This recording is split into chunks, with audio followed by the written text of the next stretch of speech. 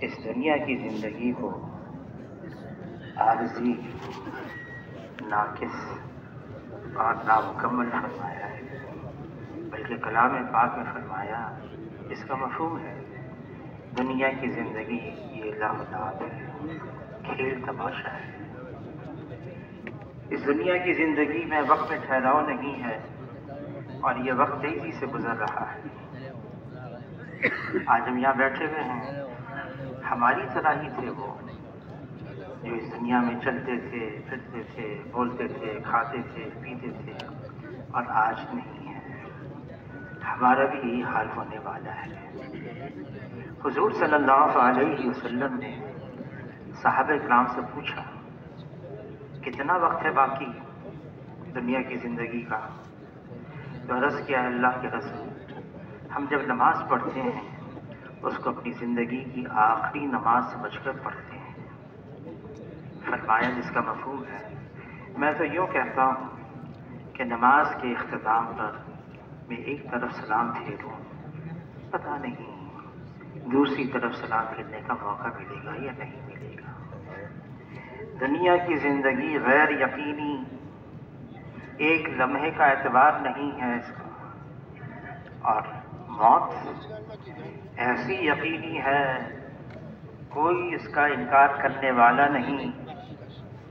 اللہ کا اعلان ہے کہ ہر جاندار کو موت کا ذائقہ چکھنا ہے، کل نفس ذائقۃ الموت۔ حضور صلی اللہ علیہ وسلم امت کو ترغیب دے رہے ہیں، موت کو کثرت سے یاد رکھو، حازم اللذات، لذتوں کو توڑ دینے والی چیز موت کو کثرت سے یاد رکھو۔ 2/3 رات گزر جاتی، حضور صلی اللہ علیہ وسلم مسجد نبوی میں تشریف لاتے، مجمع صحابہ کا رات کو تہجد پڑھنے کے لیے، اللہ سے مناجات کرنے کے لیے، قیام کرنے کے لیے، قرآن پاک کی تلاوت کرنے کے لیے، دعائیں مانگنے کے لیے، استغفار کرنے کے لیے اس مجمع میں حضور صلی اللہ علیہ وسلم اعلان فرماتے، لوگو اللہ کو یاد کرو، لوگو اللہ کو یاد کرو کہ قیامت کا زلزلہ اور سور پھونکنے کا وقت آ رہا ہے اور موت اپنی ساری سختی سمیت آ رہی ہے۔ موت کی سختی،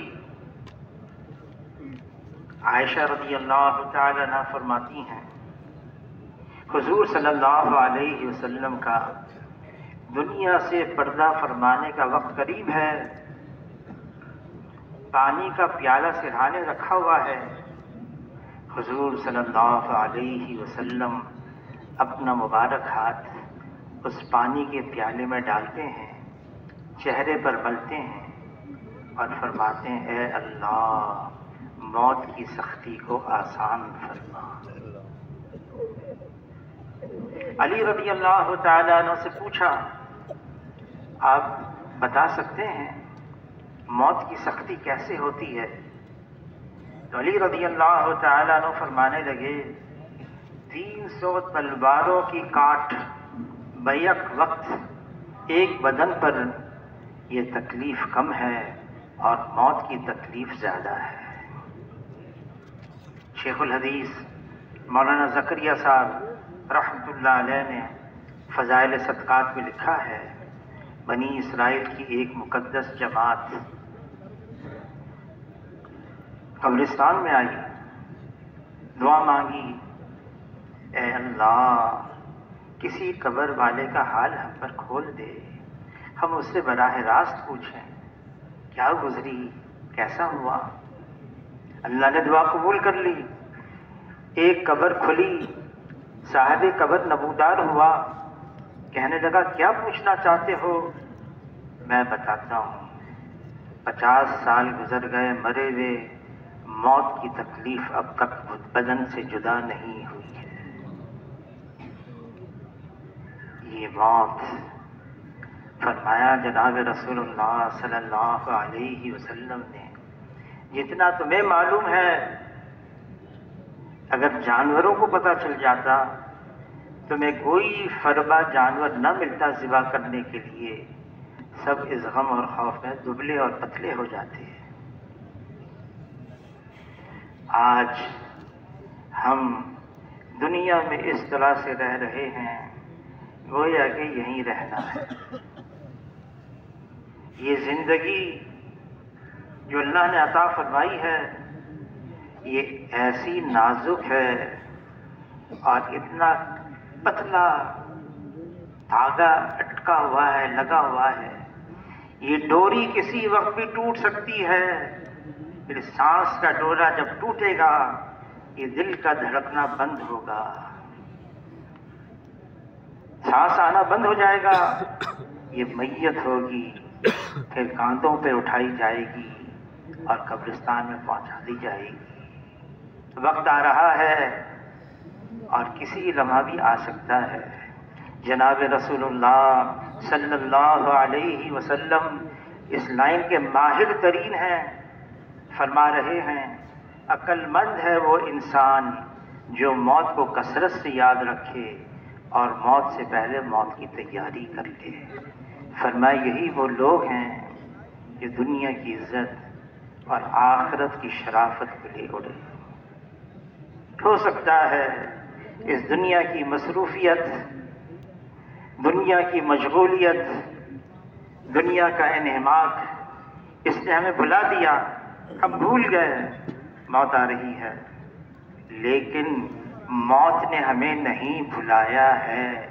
جب اللہ کی طرف سے مقرر وقت آئے گا پھر ایک لمحہ پہلے نہیں اور ایک لمحہ بعد میں نہیں اور جانا ہوگا۔ موت کی تیاری کرنی ہے، وہ کیا ہے تیاری؟ دنیا کی زندگی کے ایک ایک لمحے کو وصول کرنا ہے۔ فرمایا دنیا خلقت لکم وَإِنَّكُمْ خُلِقْتُمْ لِلْآخِرَةِ، اس دنیا کو بنایا ہے تمہارے لیے لیکن تمہیں اللہ نے بنایا آخرت کے لیے۔ دنیا کی زندگی ناقص، نامکمل، یہاں خوشی ہے تو غمی بھی ہے، یہاں صحت ہے تو بیماری بھی ہے، یہاں راحت ہے تو پریشانی بھی ہے، ملی جلی ہے۔ وہ تو آخرت کی زندگی، جنت، کوئی بیماری نہیں، کوئی دکھ درد نہیں، کوئی پریشانی نہیں، کوئی بڑھاپا نہیں، ہمیشہ ہمیشہ سکون ہی سکون رہے گا، لیکن وہ جنت میں ہے، دنیا میں نہیں ہے۔ کوئی دنیا میں متلاشی ہو مجھے یہاں پر راحت مل جائے، آرام مل جائے، سکون مل جائے، جو صرف دنیا میں اس لیے آیا ہے یہ تلاش کرنے کے لیے مال، نقشے، چیزیں، عہدہ، منصب، ڈگری، یہ چیزیں مل جائیں گی مزے کی زندگی ہوگی۔ دھوکہ ہے دھوکہ۔ حضور صلی اللہ علیہ وسلم فرماتے ہیں یہ دنیا دار الغرور ہے، دھوکے کی جگہ ہے۔ فرمایا اس دنیا سے بچو، یہ ہاروت اور ماروت سے زیادہ جادو کرنے والی ہے۔ دنیا کو اپنا سردار نہ بناؤ، یہ تمہیں اپنا غلام بنا دے گی۔ دنیا اس کا گھر ہے جس کا آخرت میں کوئی گھر نہیں، دنیا اس کا مال ہے جس کا آخرت میں کوئی مال نہیں، اور دنیا کے لیے وہ جمع کرے جس میں ذرا بھی عقل نہیں۔ جناب رسول اللہ صلی اللہ علیہ وسلم سید ولد آدم ہیں، آدم علیہ السلام کی اولاد میں سب سے افضل، سید الاولین ہیں، سید الآخرین ہیں، امام الانبیاء ہیں۔ لا يمکن الثنا کما کان حقہ، بعد از خدا بزرگ تو یہ قصہ مختصر۔ اللہ کے بعد رتبہ ہے، اللہ کے بعد درجہ ہے تو وہ جناب رسول اللہ صلی اللہ علیہ وسلم کا ہے۔ لیکن اس دنیا میں بے سر و سامانی حضور صلی اللہ علیہ وسلم کا دنیا میں سامان تھا۔ قسمہ کرسی حضور صلی اللہ علیہ وسلم کا اس دنیا میں سرمایہ تھا۔ فقر اور فاقہ حضور صلی اللہ علیہ وسلم کا اس دنیا میں فخر تھا. ساری امت کو ترغیب دی، کن فی الدنیا کانک غریب وعابر سبیل، دنیا میں ایسے رہو جیسے مسافر، بلکہ راہ چلتا ہوا مسافر.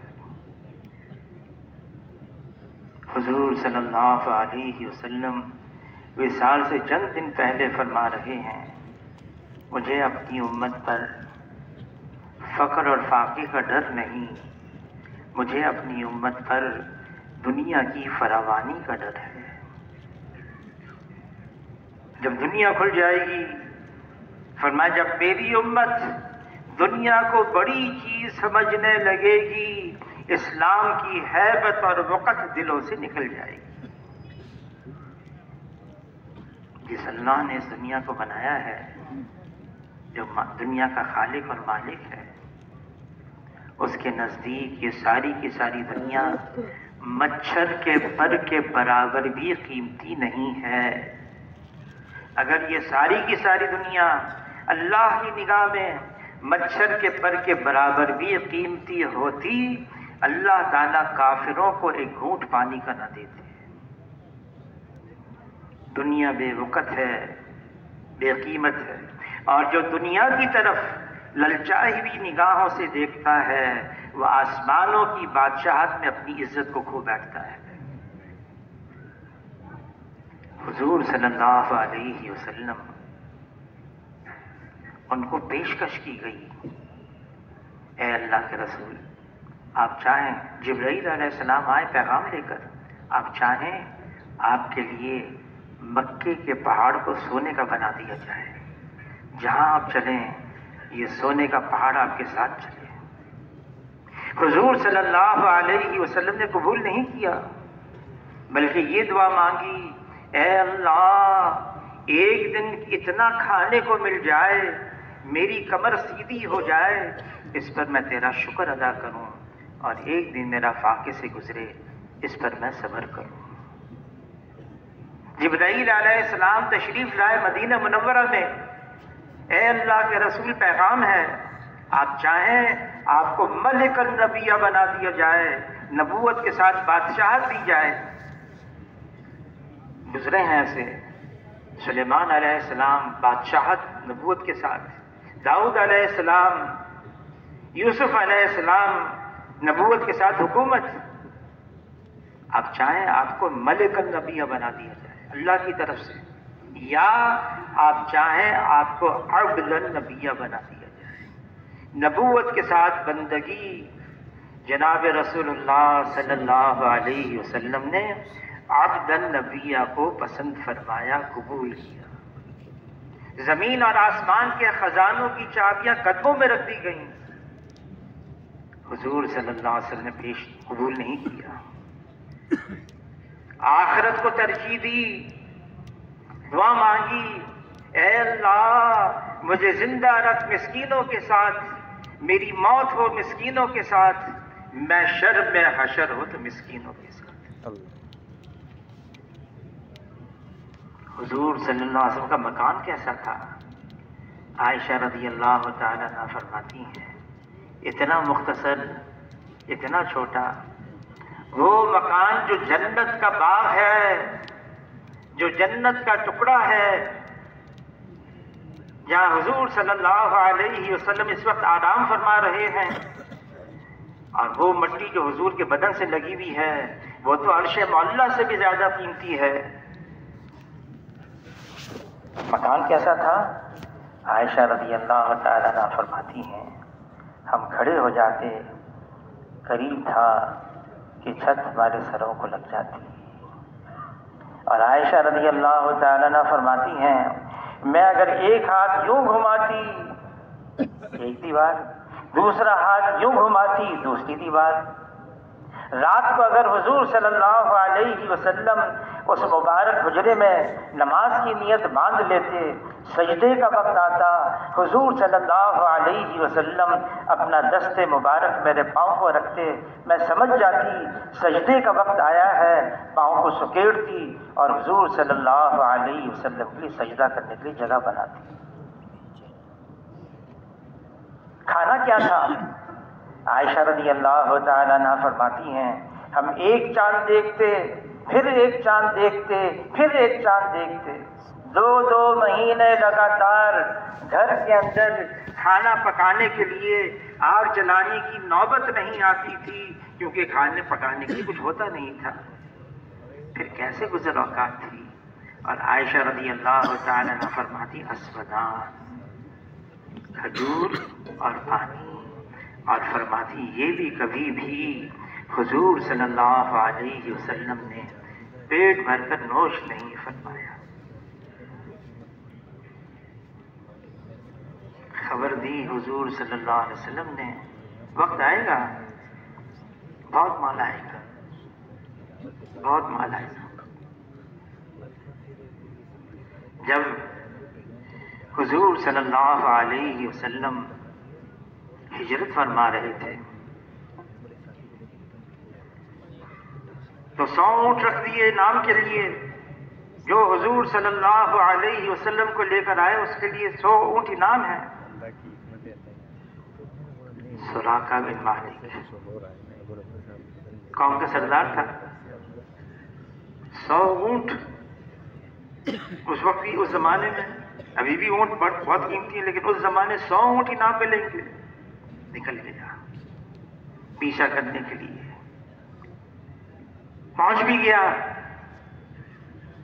حضور صلی اللہ علیہ وسلم نے اس کی طرف دیکھ کر اللہ کی طرف متوجہ ہو گئے، اس کی سواری زمین میں دھنس گئی، ماں ویلا کرنے لگا، بس اب میں آپ کا پیچھا نہیں کروں گا، میری سواری زمین سے نکل جائے۔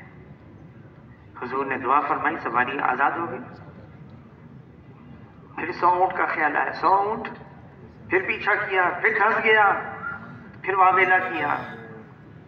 جناب رسول اللہ صلی اللہ علیہ وسلم نے فرمایا، جس کا مفہوم ہے کیا حال ہوگا تمہارا جب کسریٰ کے کنگن سونے کے تمہارے ہاتھ میں آئیں گے۔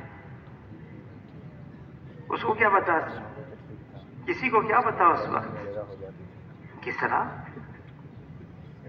ایسی بڑی سلطنت اس کی، سونے کے کنگن،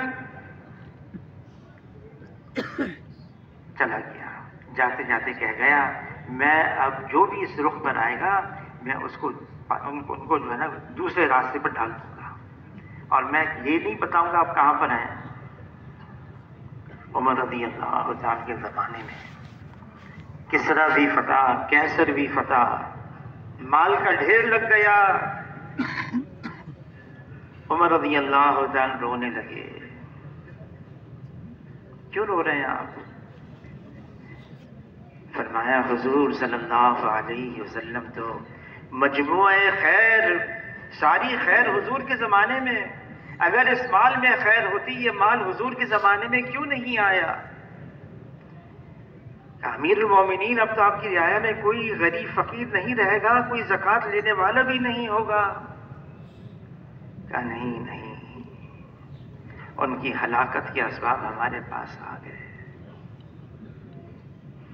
پھر وہ کسریٰ کے کنگن کہاں ہیں؟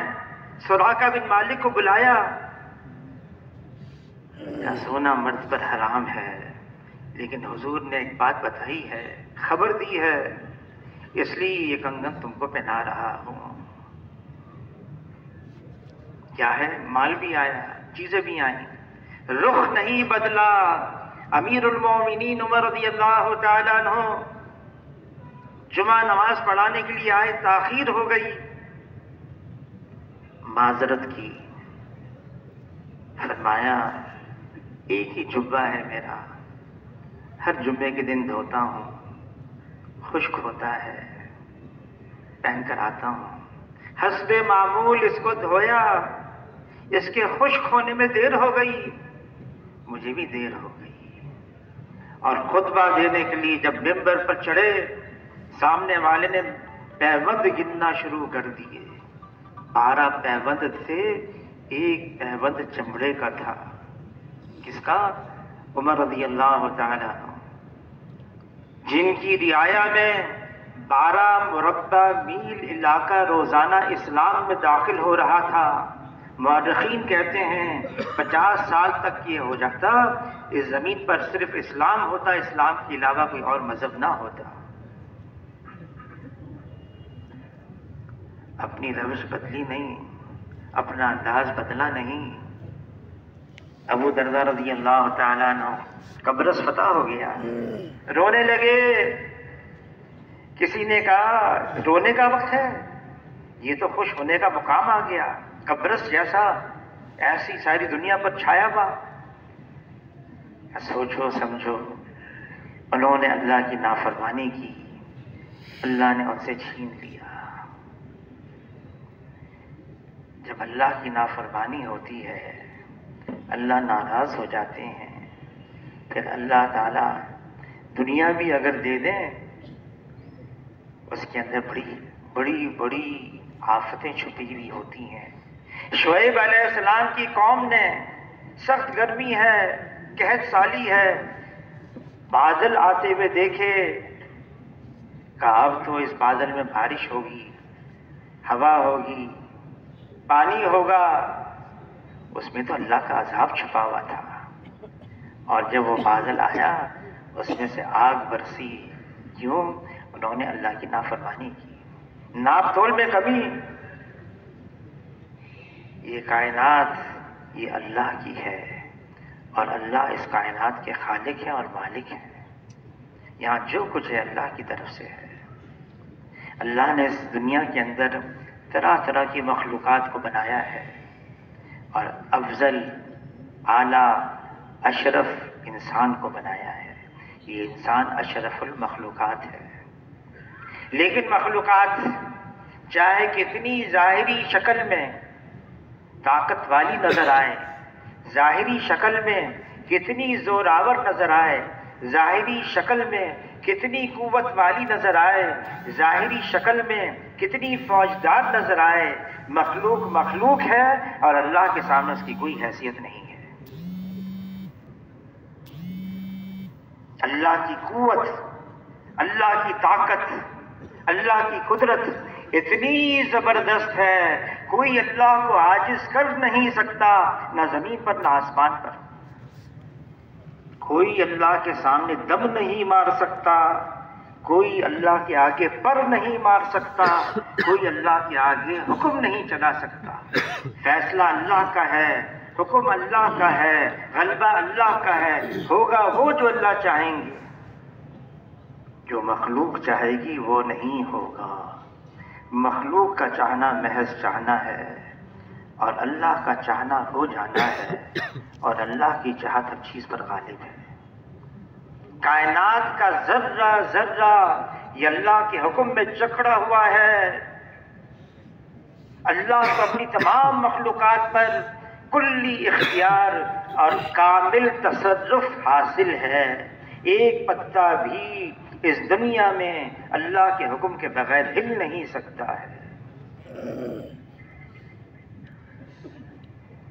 یہ دنیا یہ اللہ کی مخلوق ہے، اس کو اللہ نے بنایا ہے. زمین کو پیدا کیا، بچھا دیا، پھیلا دیا، پہاڑوں کو اس پر گاڑ دیا،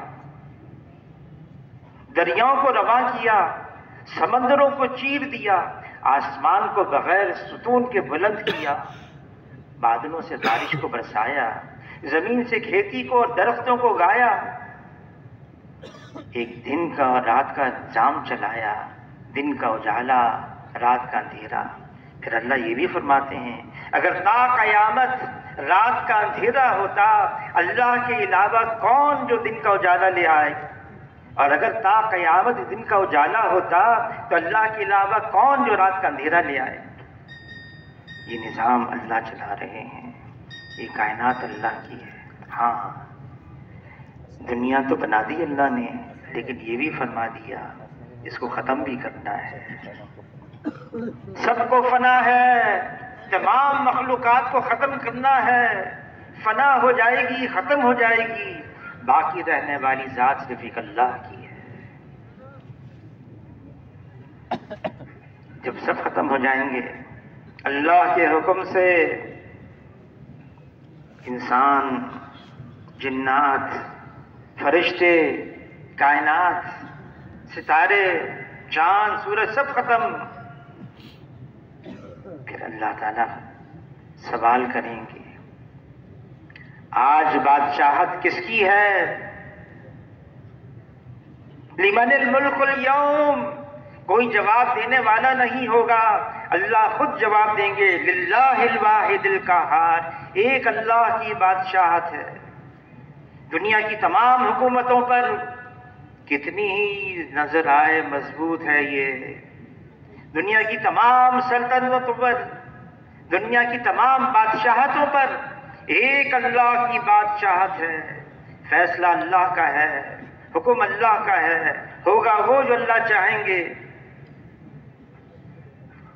ایسے لوگ گزرے ہیں، دھوکے میں آ گئے.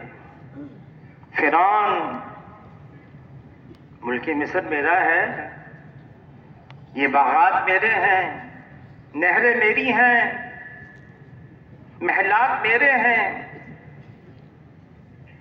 اور کیا نعرہ لگا دیا؟ انا ربکم الاعلی، میں سب سے بڑا رب ہوں. اللہ تعالیٰ نے فوراً نہیں پکڑا، یہ اللہ کی عادت ہے، ڈھیل دیتے ہیں. اللہ چاہے تو فوراً پکڑ سکتے ہیں، کون ہے اللہ کو روکنے والا؟ کتنی قومیں آئیں، اللہ نے اپنا عذاب نازل کر دیا. قوم عاد ایسی تیز ہوا بھیجی، پٹخ پٹخ کر ان کے بھیجے باہر نکال دیے. بڑے لمبے چوڑے تھے وہ. قوم سمود ایک چیخ آئی، کلیجے پھٹ گئے. نوح علیہ السلام، ان کے زمانے میں ایسا سیلاب آیا، سب کو ختم کر دیا. اللہ کے لیے کیا مشکل ہے؟ لیکن اللہ تعالیٰ ڈھیل دیتے ہیں. موسیٰ علیہ السلام، ہارون علیہ السلام کو بھیجا فرعون کے پاس. سمجھاتے رہے، مان کر نہ دیا. چند ڈبکیاں پانی میں ہوش دکھانے آ گئے. اب کہنے لگا ہاں میں ایمان لے آیا موسیٰ اور ہارون کے رب پر جو رب العالمین ہے. کوئی فائدہ نہیں، جب پانی سر کے اوپر سے گزر جائے پھر قابل قبول نہیں ہے. ختم کر دیا اللہ نے. لوگ گزرے ایسے. ہم ہیں، ہم سے زیادہ طاقتور کون ہے؟ بڑا گھمنڈ تھا، پٹخ پٹخ کے اللہ نے ان کو ختم کر دیا. کوئی اللہ کا مقابل بن نہیں سکتا، کوئی اللہ کے ساتھ جنگ کر نہیں سکتا. مخلوق ہے، مخلوق کی کیا حیثیت ہے اللہ کے سامنے؟ ہاں، اللہ تعالیٰ نے مخلوق تو بنائی ہے، لیکن ساری مخلوق سے اللہ کو پیار بھی ہے. الخلق عیال اللہ. ساری مخلوق اللہ کا کنبہ ہے، اللہ کو محبت ہے، تعلق ہے، بنایا اللہ نے ہے. اسی لیے تو اللہ نے انسانوں کو سمجھانے کے لیے، بتانے کے لیے انبیاء علیہ السلام کا ایک سلسلہ جاری فرمایا. آدم علیہ السلام سے لے کر جناب رسول اللہ صلی اللہ علیہ وسلم تک جتنے بھی نبی آئے انسانوں پر محنت کی. اور شروع کیسی کی محنت کو؟ یا ایھا الناس قولوا لا الہ الا اللہ تفلحوا. اے انسانوں، لا الہ الا اللہ کا اقرار کر لو، کامیاب ہو جاؤ گے. یہ لا الہ الا اللہ، یہ کلمہ توحید ہے. لا الہ الا اللہ یہ کلمہ حق ہے.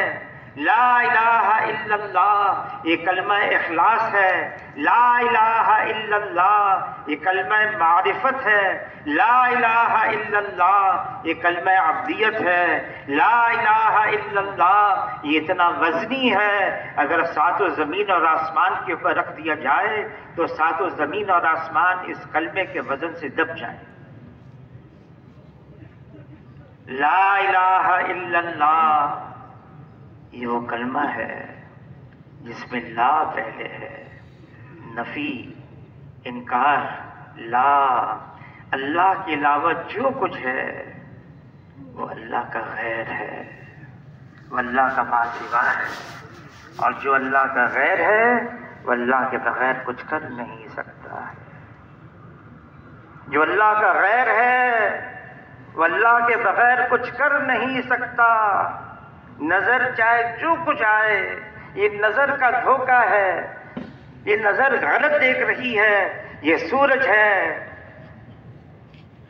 یہ مشرق سے ابھر رہا ہے، یہ مغرب میں ڈھل رہا ہے، نظر تو یوں آ رہا ہے۔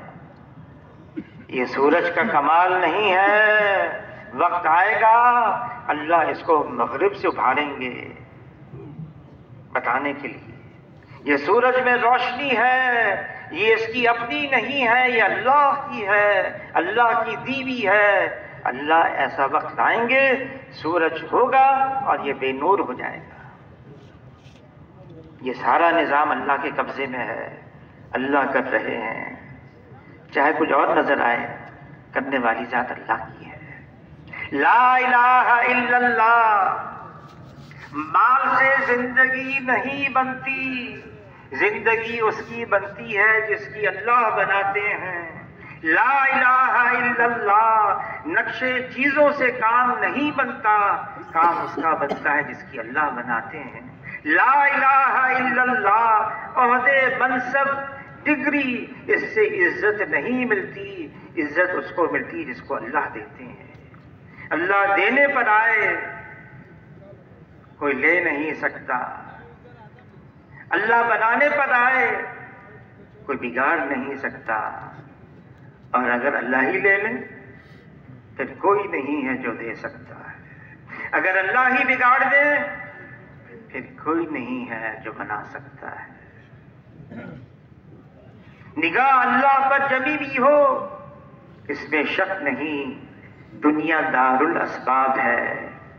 ہمیں کہا بھی گیا ہے سبب اختیار کرنے کو، کہا گیا ہے سبب اختیار کرو، دنیا دار الاسباب ہے، لیکن مسبب الاسباب اللہ ہیں، اور اللہ کرتے ہیں اپنی قدرت سے کرتے ہیں، کرنے میں کسی سبب کے پابند نہیں ہیں، کسی سبب کے محتاج نہیں ہیں۔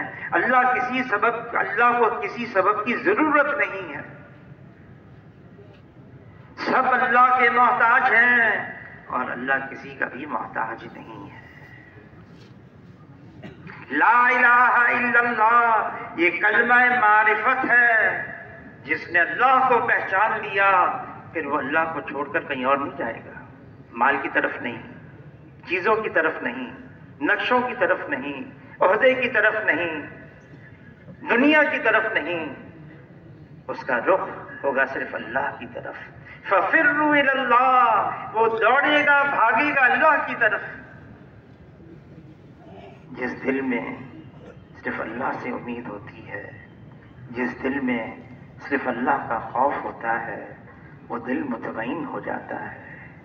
اور اگر دل میں اللہ کے علاوہ سے امید ہوتی ہے، اگر دل میں اللہ کے علاوہ کا خوف ہوتا ہے، پھر دل ہمیشہ پریشان ہو جاتا ہے۔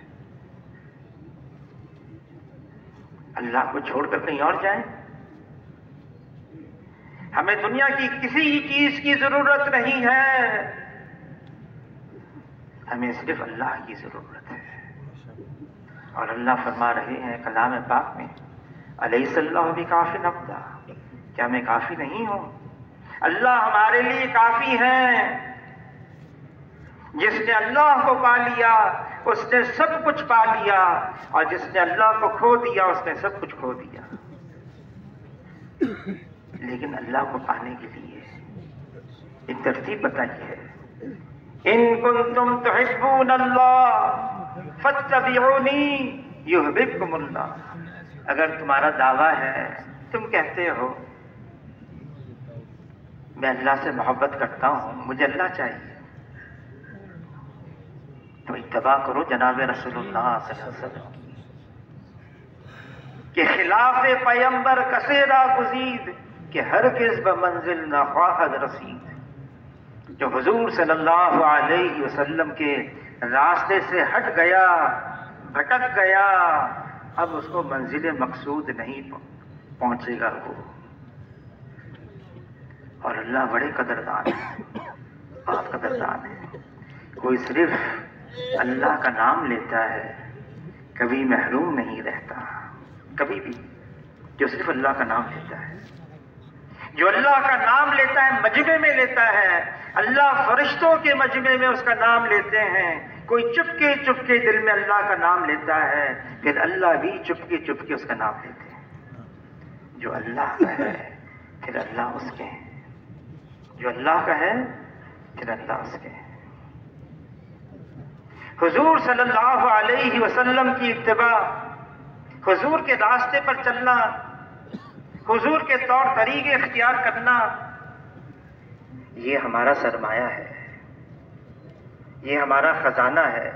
حضور صلی اللہ علیہ وسلم کی ایک ایک سنت یہ زمین اور آسمان کے خزانوں سے زیادہ قیمتی ہے کہ زمین اور آسمان کے خزانے ایک نہ ایک دن ختم ہو جائیں گے، اور حضور صلی اللہ علیہ وسلم کی ایک ایک سنت یہ اللہ کے خزانوں سے ہمیشہ دلائی گی۔ حضور صلی اللہ علیہ وسلم کی سنت، اللہ اکبر، صحابہ کرام کو اس کی قدر تھی۔ یہ حضور صلی اللہ علیہ وسلم نے کیا ہے، حضور صلی اللہ علیہ وسلم کے بدن مبارک سے نکلا ہوا ہے۔ جانتے تھے قیمت کو۔ عمر رضی اللہ تعالیٰ عنہ امیر المومنین ہیں، بیت المقدس فتح کرنے کے لیے جا رہے ہیں، غلام لیا، سواری کی، طے کیا غلام سے ہم باری باری سواری پر سوار ہوں گے، کئی ہفتوں کا سفر مدینہ منورہ سے ملک شام۔ جب قریب پہنچے، ابو عبیدہ بن جراح رضی اللہ تعالیٰ عنہ، جس کے بارے میں حضور صلی اللہ علیہ وسلم فرما گئے میری امت کے امین ہیں یہ ابو عبیدہ بن جراح، وہ آئے، سپہ سالار ہیں، سواری لے کر آئے، اعلیٰ نسل کا گھوڑا، ایک نیا لباس بھی لے کر آئے۔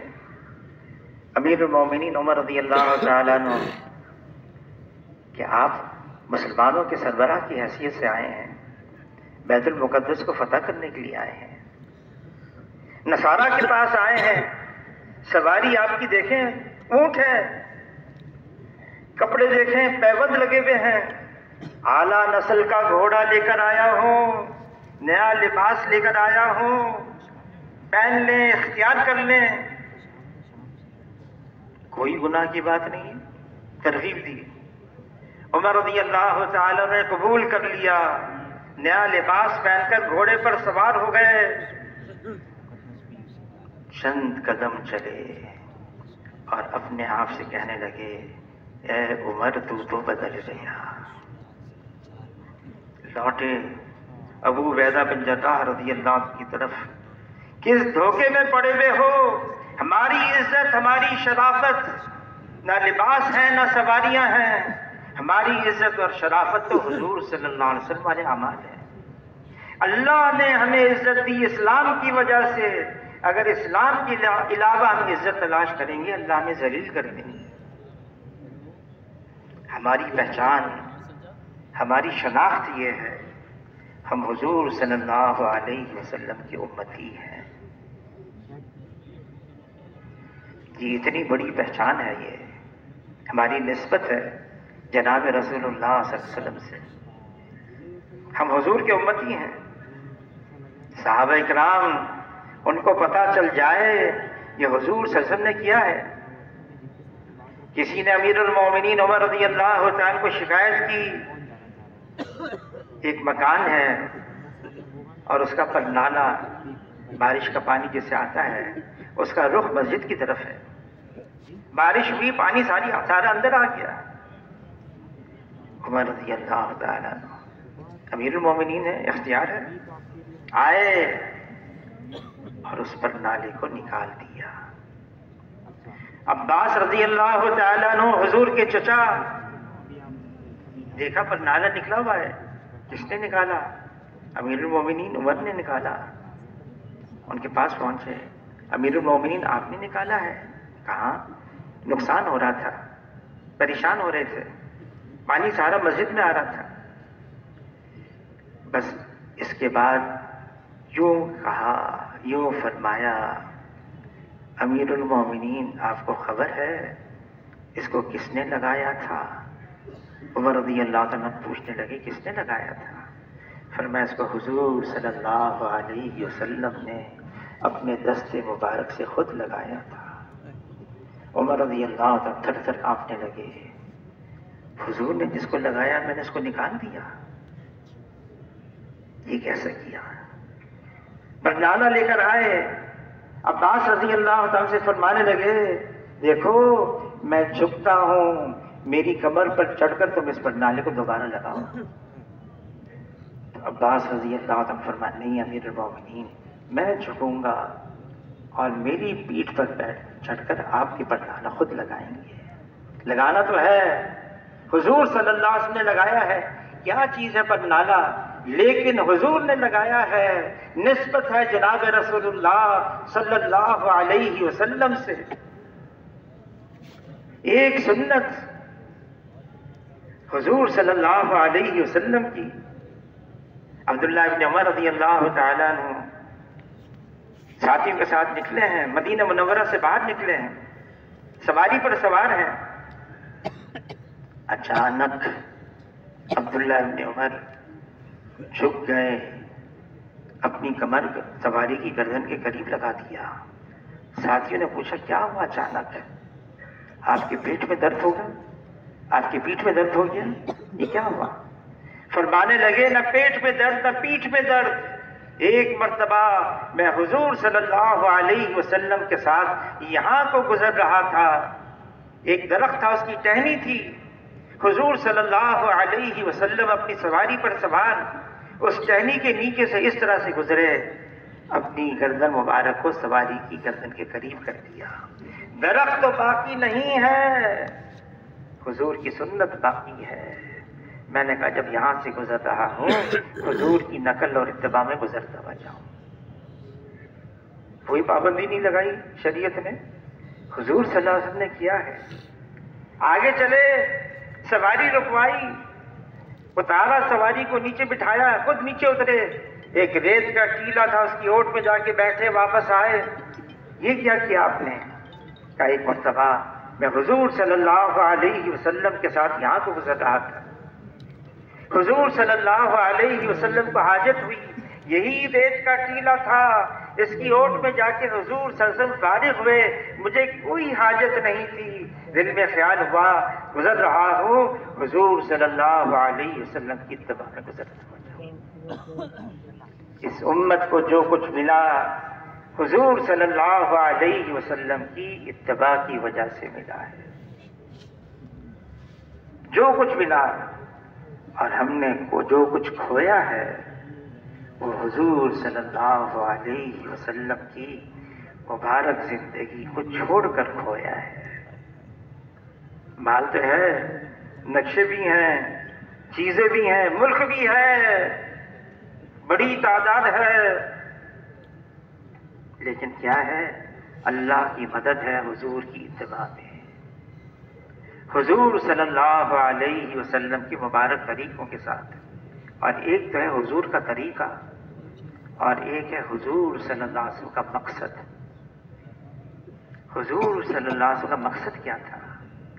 فرمایا میں دیکھ رہا ہوں لوگ جہنم کی طرف جا رہے، اور ان کی کمر پکڑ پکڑ کر میں ان کو جنت کے راستے میں ڈال رہا ہوں۔ انسانیت کو جہنم سے بچانا ہے، یہ حضور صلی اللہ علیہ وسلم کا مقصد۔ اس زمین پر اللہ کی فرما برداری عام ہو جائے، اس زمین پر اللہ کی نافرمانی مٹتی چلی جائے، یہ حضور صلی اللہ علیہ وسلم کا مقصد ہے۔ حضور صلی اللہ علیہ وسلم کو اللہ نے آخری نبی بنا کر بھیجا، نبوت کا سلسلہ بند فرما دیا، حضور کا مقصد منتقل فرمایا امت کی جانب۔ یہ امت ہے جس نے لا الہ الا اللہ محمد رسول اللہ کا اقرار کر لیا، اس کے ذمے یہ بات ہو گئی، خود دین پر چلنا ہے، اس دین کو دنیا کے اندر عام کرنا ہے، یہ دین دنیا میں عام ہو جائے۔ صحابہ اکرام، امام مالک رحمۃ اللہ علیہ فرماتے ہیں حجۃ الوداع کے موقع پر 1.25 لاکھ کے قریب صحابہ کرام موجود تھے. حضور نے ایک بات فرمائی، حاضرین غائبین تک بات پہنچا دیں. 1.25 لاکھ صحابہ میں سے صرف 10,000 12,000 صحابہ کی قبریں مدینہ منورہ میں، مکہ معظمہ میں، آس پاس درمیانی علاقے میں. باقی کہاں ہیں؟ ساری دنیا میں پھیل گئے. حضور کا پیغام لے کر جہاں تک جا سکے نہیں جا سکے، نیت کر کے گئے. عقبہ بن نافع رضی اللہ تعالیٰ عنہ شمالی افریقہ میں پھرتے رہے، بحر اوقیانوس تک پہنچے، گھوڑے کو پانی میں ڈالا، پانی گھوڑے کے سینے تک آ گیا.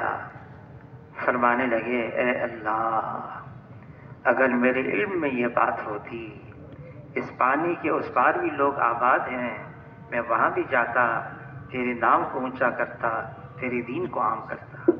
نیت کر کے چلے گئے، نہیں جا سکے، نیت کر لی. ابو ایوب انصاری رضی اللہ تعالیٰ عنہ میزبان رسول ہیں. ان کی قبر مدینے میں نہیں ہے، ان کی قبر استنبول ترکی میں ہے. بوڑھے ہو گئے، 90 سال سے زیادہ عمر. اس عمر کے اندر کیا حال ہو جاتا ہے؟ ان کے بچوں نے، پوتوں نے، بڑ پوتوں نے، ہم جائیں گے آپ کی جگہ، ہم گھر میں ہی رہیں.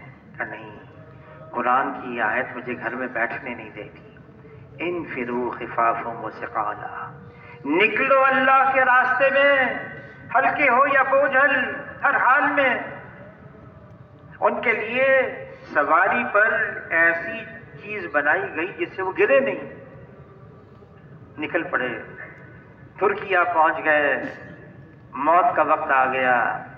وصیت کی، جہاں میری روح پرواز کر جائے وہاں مجھے دفنانا نہیں، بلکہ میری میت کو جہاں تک لے جا سکو لے جانا. کیوں؟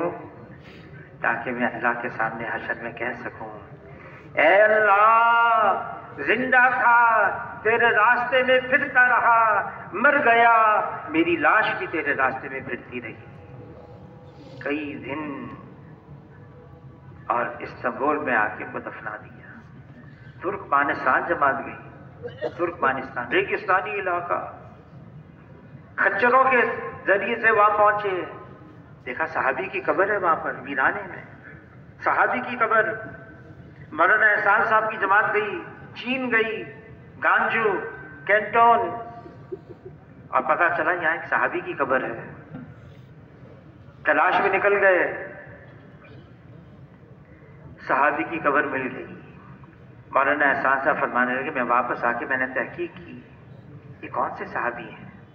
پتہ چلا یہ حضور صلی اللہ علیہ وسلم کے زمانے میں ہی ان کی موجودگی میں نکل گئے تھے سمندر کے راستے. چین پہنچ گئے، محنت کی. اور مولانا احسان صاحب 85 میں گئے تھے چین. فرمانے لگے اس وقت بھی 5,000 مسلمان گھرانے اس مسجد کے ارد گرد آباد تھے جو سب سے پہلی مسجد انہوں نے بنائی تھی صحابی نے. اور میں نے تحقیق کی کہ یہ صحابی محنت کرتے رہے.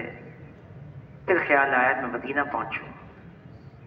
واپس ہوئے، ہندوستان کی کسی بندرگاہ پر لنگر انداز ہوئے. لوگوں نے خبر دی حضور صلی اللہ علیہ وسلم دنیا سے پردہ فرما گئے. خیال آیا اب واپس مدینے جا کے کیا کرنا ہے. لوٹے واپس چین اور وہیں ان کی قبر بنی. ایک بزرگ گزرے مولانا درخواستی صاحب، بیمار تھے، میں ان سے ملنے گیا. فرمانے کہ کہاں سے آئے ہو؟ بھاولپور میں تھے. میں نے کہا کراچی سے. فرمانے لگے بالتحقیق کراچی کے قریب جگہ ایک ہے ٹھٹا، وہاں 100 صحابہ کی قبریں موجود ہیں.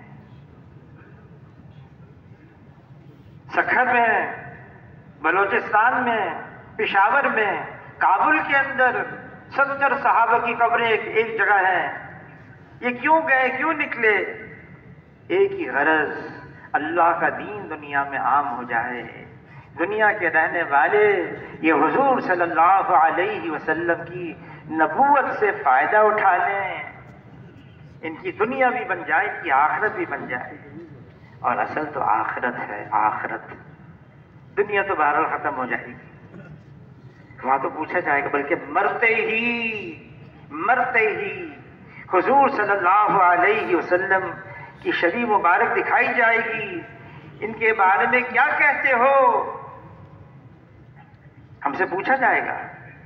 حضور صلی اللہ علیہ وسلم، آج ہمارا کیا حال بن گیا ہے؟ ابھی ہم گئے تھے باہر، واپس آئے، ایئرپورٹ پہ دیکھا مسلمان ہیں، کراچی پہنچے، لباس ہی عجیب قسم کا، جس قوم کی جو مشاہدت اختیار کرے گا حشر کے میدان میں اسی قوم سے اٹھایا جائے گا۔ ہمارا ظاہر بھی، ہمارا باطن بھی، ہمارا اندر، ہمارا باہر یہ دین کے مطابق ہو۔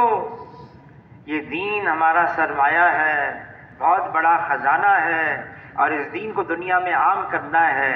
صحابہ کرام نکل گئے اللہ کے راستے میں، جان مال اوقات کی قربانی دی، جہاں گئے وہاں کی قبریں بنی۔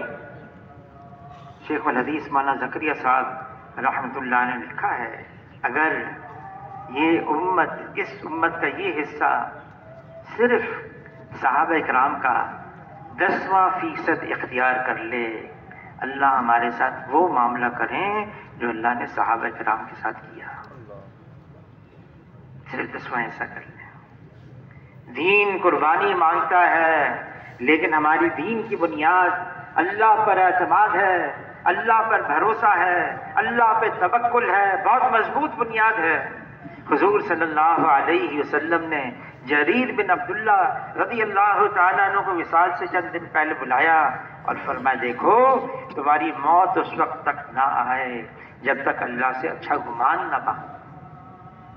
اور اللہ تعالیٰ کلام پاک میں فرماتے ہیں، ان تنصروا اللہ ینصرکم، تم میری مدد کرو میں تمہاری کروں گا۔ اللہ تو کسی کے پابند نہیں ہے، محتاج نہیں ہے۔ دین کے لیے قربانی دو، اللہ کے راستے میں مال، اوقات، وقت کی قربانی۔ ہاں قربانی، مولانا یوسف کاندھلوی رحمۃ اللہ علیہ فرمانے لگے، انتظامی چلوں سے فائدہ ہوگا، ثواب ملے گا، اثر بھی ہوگا، باطل کی جڑیں کھوکھلی ہو جائیں، یہ تو قربانی کے چلوں سے ہوگا۔ اسباب نہیں ہیں، مشکلات ہیں، اللہ پر اعتماد کر کے، اللہ پہ بھروسہ کر کے، اللہ پہ توکل کر کے اللہ کے راستے میں نکلنا، یہ ہماری بنیاد ہے۔ حاجی صاحب، حاجی عبد الوہاب صاحب رحمۃ اللہ علیہ، پرانوں کا جوڑ تھا، جیسے پرانوں کا جوڑ ہونے والا ہے نا، کب سے ہونے والا ہے پرانوں کا جوڑ؟ ماشاءاللہ تاریخ تو یاد ہے آپ حضرات کو، لیکن اس میں سارے 3 چلے والوں کو جانا ہے، ایسا نہ کوئی رہ جائے پیچھے۔ تو پرانوں کا جوڑ ہوتا تھا رائے گنج میں پہلے کسی زمانے میں، تو حاجی صاحب ممبر سے انہوں نے ہدایات دی، روانگی کی بات کی، دعائیں مانگی، بہت لمبی دعا تھی، پھر واپس آئے حویلی میں اور مشورے میں آ کے بیٹھ گئے، ویل چیئر میں تھے، نیند کا اتنا غلبہ، اتنے تھک گئے، ویل چیئر سے گرنے لگے۔ تو میں نے اپنے ساتھیوں سے کہا کہ دیکھو حاجی صاحب بہت تھک گئے، ہم ان کو کہہ دیں، اجازت دے دیں، ہم کہہ دیں کہ آپ آرام کریں، ہاں جو ہمارے آپس میں بات آئے گی ہم ان کے سامنے رکھ دیں گے، پھر وہ جیسے فیصلہ فرمائیں۔ تو کسی کی ہمت نہیں ہوئی، میں آہستہ آہستہ جا کے ویل چیئر کے پاس بیٹھ گیا، ان کو احساس ہو گیا کہ کوئی آ گیا ہے، اٹھ گئے، میری طرف دیکھا، کیا بات ہے؟ میں نے کہا حضرت آپ بہت تھک گئے ہیں، آپ آرام کر لیں، ہم آپس میں جو چیز بات آئے گی ہم آپ کے سامنے رکھیں گے، آپ جیسے فیصلہ فرمائیں گے۔ فرمایا نہیں میرے جان، میں تو یہ چاہتا ہوں میرا ایسا حال بن جائے، اللہ کو رحم آ جائے، پھر اللہ ہدایت کے فیصلے فرما دے۔ ہدایت تو اللہ کے ہاتھ میں، انک لا تہدی من احببت، ہدایت تو اللہ ہی کے پاس ہے، لیکن ہدایت کے لیے نبی کی محنت ہے، نبی کی محنت میں مشقت ہے، مجاہدہ ہے، قربانی ہے، اللہ کے راستے میں نکلنا ہے۔ تب اس کے لیے فرمائیں کون کون ساتھی 4 مہینے کے لیے تیار ہیں، کھڑے ہو کر اپنے نام